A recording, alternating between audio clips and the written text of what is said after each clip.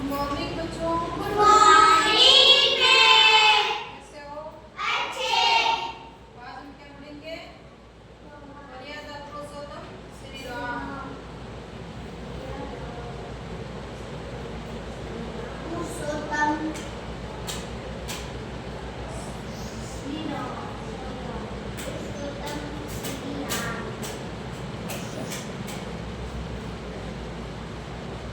कौन थे श्री राम जी? जानते हो क्या श्री राम जी के बारे में? हाँ?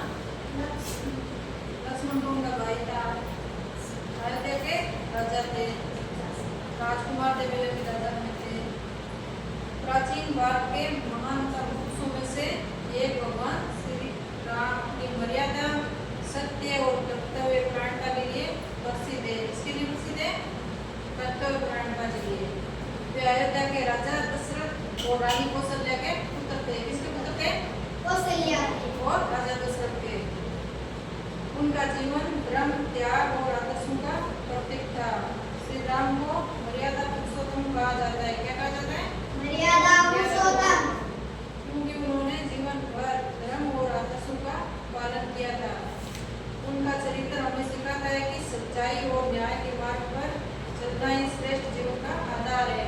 किसके मार्ग पर चलना चाहिए? सच्चाई के मार्ग पर। श्री राम का जन्म कहाँ हुआ था?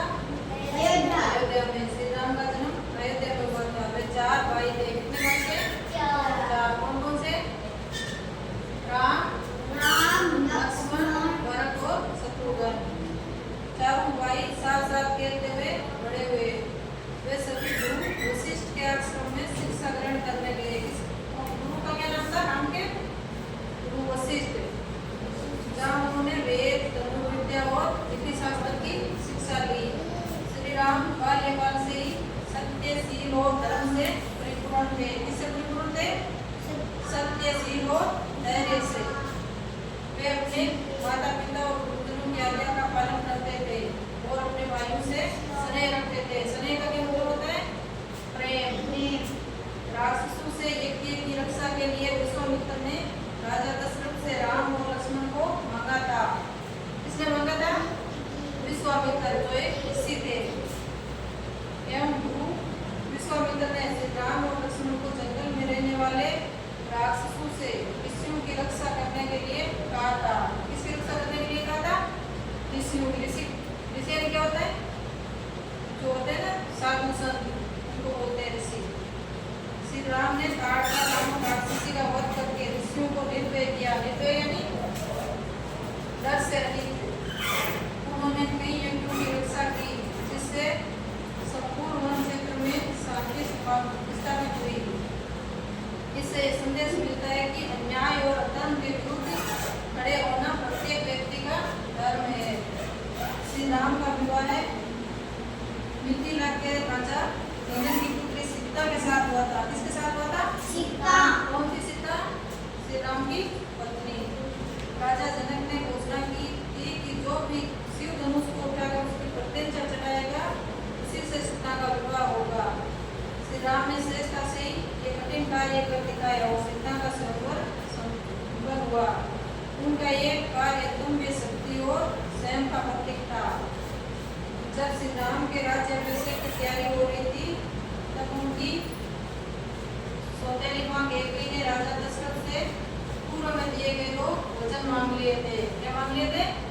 वचन या वरदान। राम का 14 वर्षों का वनवास के लिए भेज दिया जाए और भरत को राजा बनाया जाए। किसको राजा बनाया जाए? किसने मांगा था ये वरदान? भरत। रानी कैकेयी ने दशरथ से मांगा था। श्री राम ने पिता के वचनों की रक्षा के लिए बिना किसी विरोध के राजमहल छोड़ दिया। किसने छोड़ा था राजमहल? श्री राम ने।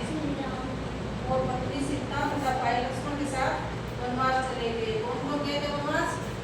श्री राम, लक्ष्मण और सीता। उन्होंने दिखाया कि माता पिता और गुरुजनों की आज्ञा का पालन ही सबसे बड़ा धर्म है। वनवास के दौरान रावण ने सीता का हरण कर लिया। किसने हरण किया था सीता का? रावण ने।